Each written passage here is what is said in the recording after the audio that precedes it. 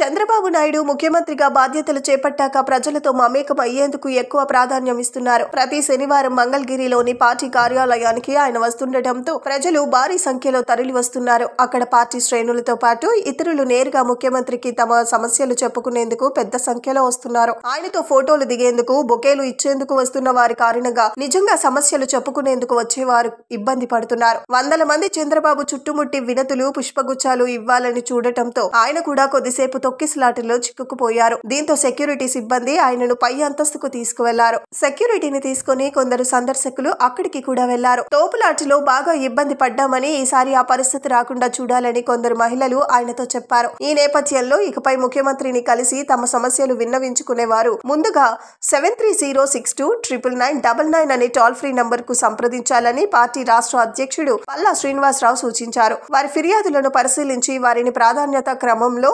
అనుమతిస్తామని వెల్లడించారు. ప్రతి వారం 500 మంది కలిసేందుకు ఏర్పాట్లు చేస్తున్నామని చెప్పారు. జనం సమస్యలు తెలుసుకుని పరిష్కారం దిశగా చంద్రబాబు ఆదేశాలు ఇచ్చేందుకు ఏర్పాట్లు చేస్తున్నారు.